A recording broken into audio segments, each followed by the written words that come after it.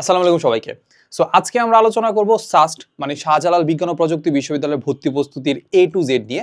So এই ভিডিওটা kind of হচ্ছে একটা গাইডলাইন ভিডিও না, এটা কাইন্ড অফ একটা ইনফরমেটিভ ভিডিও। ইনফরমেটিভ ভিডিও বলার রিজন হচ্ছে এইটা যে আমাদের সাস্টের জন্য যা কিছু লাগে, ভর্তির জন্য যা কিছু লাগে সবকিছু আমরা এখানে আলোচনা করার চেষ্টা করব। সো দেখো আমি যদি বলি যে আমরা কি আলোচনা করব, সবার আগে আমরা আলোচনা করব যে এইখানে আসলে আমাদের আবেদন করতে কি যোগ্যতা লাগে, এরপরে আমাদের এটা মার্কস ডিস্ট্রিবিউশন কেমন হয়, এরপরে তার পরীক্ষা পদ্ধতি কেমন হয়, শর্ট সিলেবাস হবে নাকি ফুল সিলেবাস হবে, তারপর হচ্ছে এটা ক্যালকুলেটর ইউজ করা যায় কিনা, এরপরে আমরা আলোচনা করবো একদম মেইন পার্টে, সেটা হচ্ছে আমাদের এটা কোশ্চেন প্যাটার্ন কেমন হয়, এবং সবার লাস্টে আমরা যেটা আলোচনা করবো সেটা হচ্ছে আমাদের এক্সাম ডেট কেমন হবে। ঠিক আছে, সো আমরা জানি যে 2025 সালে যারা মানে এইচএসসি দিছো, সো তাদের জন্য কাইন্ড অফ 25 ব্যাচটা কাইন্ড অফ একটু আনলাকি, কারণ আমরা দেখতে পাচ্ছি যে এক তো এইচএসসির পরীক্ষার কোশ্চেন প্যাটার্নটা ডিফারেন্ট হয়েছে, প্লাস হচ্ছে আমরা দেখতে পাচ্ছি যে আমাদের যে অ্যাডমিশনের যে ডেটগুলো সেটা আসলে কাইন্ড অফ অনেকটা আগায় গেছে, অনেকটা মানে কাইন্ড অফ হচ্ছে 2 মাসের মধ্যে আগায় গেছে। সো ডিসেম্বর বা নভেম্বরের দিকে মানুষের পরীক্ষা হয়ে যাচ্ছে। সো এখন সাস্টের পরীক্ষা কেমন হবে সেটার একটা সাসপেন্স এখনো আছে। সো যাই হোক, সো আমরা সবার আগে আসি যে আমাদের এটার আবেদন যোগ্যতা কেমন হবে। ঠিক আছে, সো আবেদন যোগ্যতা কাইন্ড অফ হচ্ছে আগের বছর যেমন ছিল সেমই হবে। সেটা হচ্ছে আমাদের এসএসসিতে লাগে হচ্ছে মিনিমাম 3। কি হচ্ছে মিনিমাম 3, সো এটা লিখে রাখো, সেটা হচ্ছে আমাদের মিনিমাম 3। আর আমাদের এইচএসসিতেও লাগে সেম মিনিমাম 3, বাট যেটা হচ্ছে আমাদের দুইটা মিলাই আমার 7 লাগবে। দুইটা মিলাই কি 7 লাগবে, মানে ব্যাপারটা বুঝাই যে সাপোজ এটাতে তোমার 3 আছে, তাহলে এটাতে কত লাগবে, 4 লাগবে। এটাতে 4 আছে, তাহলে ওটাতে 3 লাগবে। ব্যাপারটা হচ্ছে এমন আর কি, মানে দুইটাতে মিনিমাম 3 লাগবে, কিন্তু আবার দুইটা যোগফল আবার 7 হইতে হবে, এই হচ্ছে কথা। সো আমরা যেটা দেখতে পাই যে এখনের জমানায় এসে মানে কাইন্ড অফ হচ্ছে আমাদের 7 থাকবে না, মানে খুব রেয়ার কেসই পাওয়া যায়, মানে খুব বেশি খারাপ স্টুডেন্ট যদি হও তাহলে হইতে পারে, বাট নর্মালি আমাদের 7 থাকেই। এরপরে আমরা যদি যাই সেটা হচ্ছে আমাদের মার্কস ডিস্ট্রিবিউশনে। সো মার্কস ডিস্ট্রিবিউশনটা কাইন্ড অফ হচ্ছে আমরা যদি এই ইউনিটের কথা চিন্তা করি, আমাদের কিন্তু দুইটা ইউনিট আছে, একটা হচ্ছে আমাদের এ ইউনিট আর হচ্ছে বি ইউনিট। নর্মালি আমরা সায়েন্স ফ্যাকাল্টি যেগুলো চিন্তা করি, যেমন হচ্ছে বিভিন্ন ইঞ্জিনিয়ারিং সাবজেক্ট যেগুলো চিন্তা করি, সেগুলো সবগুলো এই ইউনিটে আছে, আর বি ইউনিটে হচ্ছে আমাদের বিভাগ পরিবর্তন ইউনিট। সো এই ইউনিটে আবার দুইটা ভাগ আছে, একটা হচ্ছে A1 আর একটা হচ্ছে আমাদের A2। A1 হচ্ছে আমাদের যারা নর্মালি ইঞ্জিনিয়ারিং সাবজেক্টগুলো পাইতে চায় তাদের জন্য, আর A2 হচ্ছে আর্কিটেকচারে। ঠিক আছে, সো আমরা মেইনলি যেখানে অডিয়েন্স বেশি কাইন্ড অফ হচ্ছে তোমরা যারা দেখতেছো, আমি আশা করি যে সবাই আসলে A1 এর জন্য আসলে ট্রাই করতেছো। সো এই ইউনিটের যে প্রথম বিভাগে সেখানে আলটিমেটলি আমাদের 4টা সাবজেক্ট থেকে কোশ্চেন আসে। সেটা হচ্ছে আমাদের ফিজিক্স থেকে আসে হচ্ছে আমাদের 20, তারপর হচ্ছে আমাদের কেমিস্ট্রি থেকে আসে 20, তারপর হচ্ছে আমাদের ম্যাথ থেকে আসে 20, এরপরে আমাদের বায়োলজি থেকে আসে 20, আর হচ্ছে আমাদের ইংলিশ থেকে আসে 20। ঠিক আছে, আচ্ছা তাহলে কত মার্কস হচ্ছে দেখতেই পাচ্ছি, আমাদের 20 পাঁচটা মিলে হচ্ছে 100 নাম্বার। ঠিক আছে, বাট ব্যাপারটা একদমই এমন না যে আসলে আমাদের 5টা আনসার করতে হবে, 5টার মধ্যে আমাদের যে কোনো 4টা আনসার করতে হবে, যে কোনো 4টা না। দেখে আমি তোমাকে বলি, ফিজিক্স তোমাকে আনসার করতেই হবে, কেমিস্ট্রিও তোমাকে আনসার করতে হবে, ম্যাথও তোমাকে আনসার করতে হবে, আর বায়োলজি আর ইংলিশের মধ্যে যে কোনো একটা আনসার করতে হবে।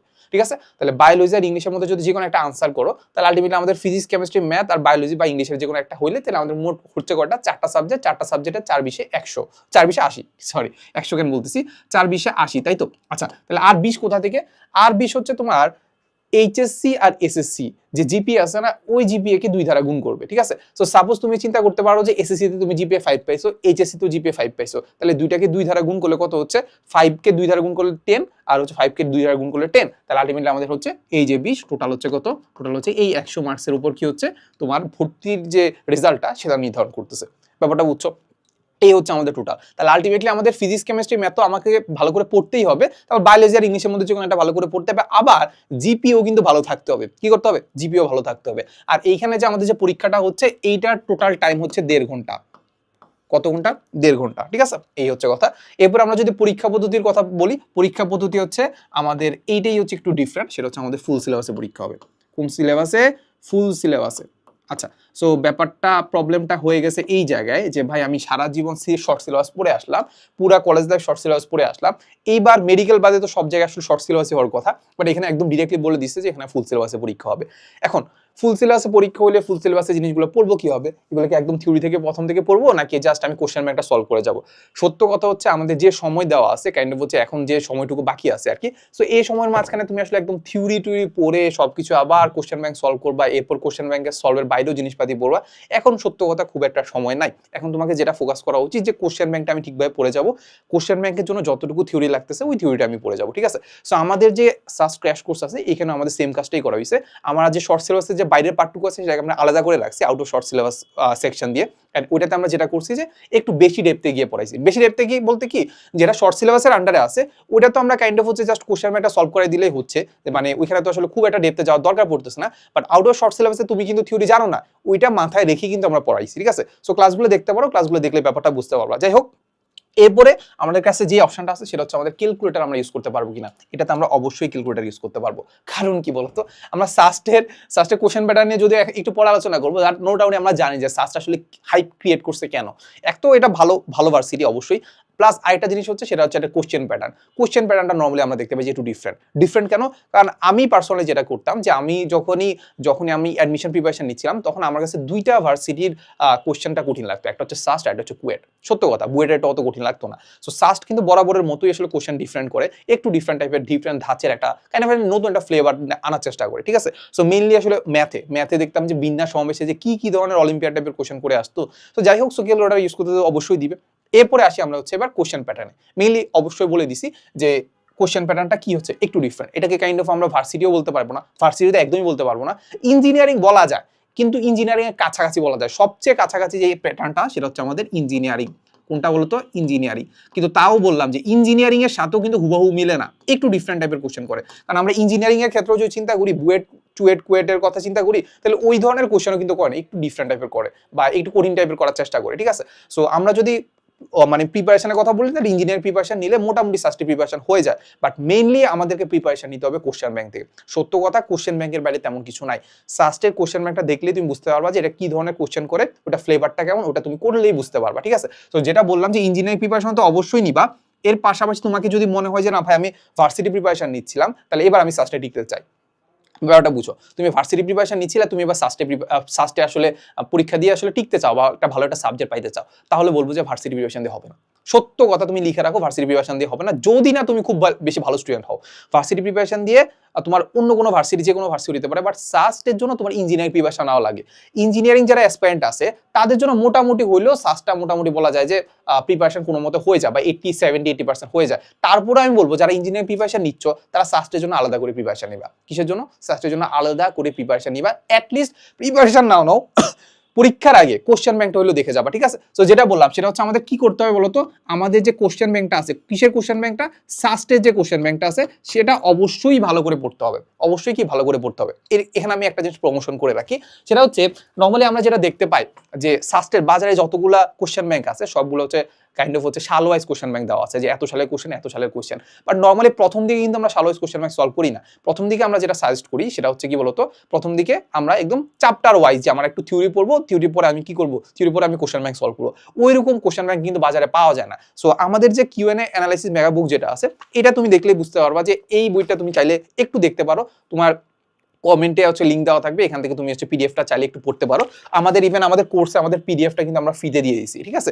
তো এটাতে কাইন্ড অফ হচ্ছে খুব সুন্দর করে এই যে বিগত বছর কোশ্চেনটা নর্মালি একভাবে সলভ করে দেওয়া আছে। এরপর তুমি যদি ভিতরে যাও তাহলে দেখবা যে তোমাকে সুন্দর করে প্রথমে একটু থিওরি আলোচনা করে দেওয়া আছে, এরপরে প্রিভিয়াস ইয়ারের কোশ্চেনগুলো দেওয়া আছে। সো কাইন্ড অফ বলা যায় যে মানে বাজারে এর চেয়ে ভালো আর বই নাই। আর সাস্টের জন্য এর আগের বছর যদি আমরা চিন্তা করি, এর আগের বছর কিন্তু প্রায় 1000-3 আমার যতটুকু মনে পড়ে প্রায় 2-3 হাজারের মতো আসলে বই বিক্রি হয়ে গেছে কিন্তু এটা, ঠিক আছে? যাই হোক, সো এরপরে আমরা যদি চলে যাই কোশ্চেন প্যাটার্নের কথা, তো বললামই যে কোশ্চেন প্যাটার্ন অবশ্যই ইঞ্জিনিয়ারিং। এরপরে আমরা কোশ্চেন ব্যাংক করবো, সাস্টে কোশ্চেন ব্যাংক সলভ করবো। দেন যদি তোমার সময় থাকে তুমি তাহলে ইঞ্জিনিয়ারিং কোশ্চেন ব্যাংকটা বলবা। কিসের? ইঞ্জিনিয়ারিং কোশ্চেন ব্যাংকটা বলবা সিম্পলি, ঠিক আছে? আচ্ছা, এখন আমি যেটা বললাম যে যদি সময় থাকে, সবার আগে সাস্ট কোশ্চেন ব্যাংক তুমি যদি পড়ে ফেলো, দেন তুমি চলে যাবো কোথায়? ইঞ্জিনিয়ারিং কোশ্চেন ব্যাংকে, ঠিক আছে? এখন তোমার মনে হয় যদি যে সাস্টেরটা মোটামুটি আমার ভালো করে প্রিপারেশন নেওয়া শেষ, তাহলে এবার একটু আমি চাই যে সাস্টের দিকে সামনের দিকে থাকতে চাই। কারণ কি, সাস্টে সিএসসি মোটামুটি একটা ভালো একটা হাই ক্রিয়েট এখনো করে রাখছে যে সাস্টে সিএসসি অনেক ভালো। এটা অবশ্যই ভালো, ঠিক আছে? বাট কাইন্ড অফ হচ্ছে সিএসসি তো সব জায়গায় সেমই, সব জায়গায় তো সেম না। তাহলে বুয়েটের সিএসসি, সাস্ট সিএসসি মানে কেন তোমরা কম্পারিজন করতে যাও আমি জানি না। সিএসসি তে কাইন্ড অফ স্কিল লাগে, তুমি সিএসসিটা ভালো করবা কি করবা না এটা তোমার স্কিলের উপর ডিপেন্ড করতেছে। তুমি যে কোনো জায়গা থেকে পড়ো, তোমার সিএসসি তে স্কিল না থাকলে তুমি কিছু লাভ নাই, ঠিক আছে? তো যাই হোক, সো সাস্টে সিএসসি যদি তুমি পাইতে চাও তাহলে তোমাকে কিন্তু অনেক র্যাঙ্ক আগে থাকতে হবে। সো র্যাঙ্ক 100 বা 200 মধ্যে থাকতে হয়। সো র্যাঙ্ক 100 বা 200 মধ্যে যদি থাকতে হয় তাহলে তোমার শুধুমাত্র জাস্ট ওই যে মানে গতানুগতিক একটা সিটের জন্য জাস্ট পড়াশোনা করলে হবে না, তোমাকে কিন্তু আরো ভালো করে পড়াশোনা করতে হবে। সো যেটার জন্য আমি তোমাকে সাজেস্ট করতে পারি যে সাস্টের তুমি কোর্সটা তো কিনবেই, অবশ্যই কিনবা, জানি এটা এর আগের বছরও প্রায় 1500-র মতো স্টুডেন্ট এখানে এনরোল ছিল, সো তোমরা তো অবশ্যই কিনবা। বাট এর পাশাপাশি যদি তোমার সাস্টে কোশ্চেন ব্যাংকের ক্লাসটা হাবিজাবি সবকিছু শেষ হয়ে যায়, আমি তোমাকে সাজেস্ট করতে পারি যে আমাদের ইঞ্জিনিয়ারিং যে ক্লাসগুলো আছে এইগুলো একটু করে রাখবা, যাতে করে তোমার বেসিকটা একটু ক্লিয়ার হবে, প্র্যাকটিসটা আরো বেশি হবে, কাইন্ড অফ তোমার হচ্ছে র্যাঙ্কটা একটু আগানোর চেষ্টা করবা, ঠিক আছে? এই হচ্ছে কথা। সো কমেন্ট আর ডিসক্রিপশনে লিঙ্ক দেওয়া আছে, আর তোমাকে আমি একটা কুপন দিয়ে রাখি, সেটা হচ্ছে আমাদের AD20, তাহলে এইটা যদি অ্যাপ্লাই করো ভাই 20% ফ্ল্যাট ডিসকাউন্ট পেয়ে যাবা, ঠিক আছে, এই দুইটা কোর্সের উপরই। আচ্ছা, এই তো শেষ মোটামুটি। আসলে আমাদের গাইডলাইন নিয়ে হয়তো বা আরেকটা আলাদা ভিডিওতে আলোচনা করা যাবে, একটু কমেন্টে জানাও যে তুমি এটা নিয়ে আলাদা একদম ডিটেল গাইডলাইন চাও কিনা, ঠিক আছে? আচ্ছা, এরপরে সবার লাস্টে আমরা যেটা আলোচনা করবো সেটা হচ্ছে আমাদের এক্সাম ডেট। আচ্ছা, সত্য কথা, এই বছর কাইন্ড অফ সবকিছু আনপ্রেডিক্টেবল, যে এক্সাম ডেট কবে হবে, মানে এক্সাম ডেট কবে, এক্সাম কবে হবে, এগুলো আমরা কেউ জানি না, সত্য কথা কেউ জানি না। আমরা আশাও করিনি যে এত আগায় আসবে এক্সামটা, বাট নর্মালি আমরা যেটা প্রেডিক্ট করতে পারতেছি যে বাকি পরীক্ষাগুলো যেগুলো আসলে কাইন্ড অফ হচ্ছে রাবি, তারপর হচ্ছে ঢাবি, এগুলো পরীক্ষা যেহেতু মোটামুটি সম্ভাব্য একটা ডেট দিয়ে দিছে কাইন্ড অফ হচ্ছে ডিসেম্বরের দিকে, আবার অনেকগুলো আসলে জানুয়ারির দিকে চলে গেছে, আর সাস যেহেতু এখনো দেয় নাই, তাহলে এখনো যেহেতু দেয় নাই, তাহলে আলটিমেটলি বলা যায় যে ওই যে জানুয়ারির পরেই হওয়ার কথা। সো হাইস্ট গেলে আমাদের কবে হবে জানো? হাইস্ট গেলে জানুয়ারি, হাইস্ট বলতে হচ্ছে সামনের দিকের কথা বলতেছি, ঠিক আছে? সো জানুয়ারির দিকে হইতে পারে, বা ফেব্রুয়ারির দিকে হইতে পারে, বা বা আমি তোমাকে বলি যে নির্বাচনের পরে হইতে পারে, নির্বাচনের পরে হওয়ার একটা সম্ভাবনা, ভালো সম্ভাবনা আছে আমার মতে, ঠিক আছে? আর যদি আগায় আসে তাহলে আমার মনে হয় যে জানুয়ারি ফেব্রুয়ারির আগে আসার কথা না, ঠিক আছে? যাই হোক, সো আমরা টার্গেট নিব যে আমাদের পরীক্ষা জানুয়ারিতে, আমাদের কাছে সময় আছে কি, এই যে অক্টোবর মাস আছে, নভেম্বর মাস আছে, ডিসেম্বর মাসে, এই 3 মাস আছে, এই 3 মাসে আলটিমেটলি আমরা পুরো সিলেবাসটাকে একবারে কভার করে ফেলবো। পুরো সিলেবাসটা কিভাবে কভার করবো? সবার আগে আমরা শর্ট সিলেবাসের আন্ডারে যেসব কোশ্চেন, যেসব ম্যাথ অধ্যায়গুলো আছে ওগুলাকে আমরা শেষ করবো, দেন আউট অফ শর্ট সিলেবাস যেগুলো আছে এইটা আমরা কমপ্লিট করার চেষ্টা করবো। সো এই কারণে দেখা যাচ্ছে যে আমাদের কোর্সের ক্লাসগুলো কিন্তু আমরা আসলে এইভাবে সাজাচ্ছি, প্রথমে শর্ট সিলেবাসের গুলোকে, এরপরে দেন আউট অফ শর্ট সিলেবাসটাকে আলাদা সেকশনে রাখছি, যাতে তুমি আলাদা করে পড়তে পারো, ঠিক আছে? এই তো যেটা বললাম যে আমরা 3 মাসের মধ্যে পুরো জিনিসটাকে একবার কভার আপ করে ফেলবো, এরপরে দেখবো যে ভাই জানুয়ারি ফেব্রুয়ারি কোথায় পরীক্ষা দেখা যাক, আমি কি করবো, এরপরে জাস্ট রিভিশন দিতে থাকবো। সো এতটুকু করলেই মোটামুটি আমাদের সাস্টের বা শাহজালাল বিজ্ঞান ও প্রযুক্তি বিশ্ববিদ্যালয় যেটা আছে এইটার প্রিপারেশন আমাদের মোটামুটি ডান হয়ে যাবে। সো দেখা হবে আমাদের যে সাস্ট ক্র্যাশ কোর্সের ক্লাসে। আসসালামু আলাইকুম সবাইকে।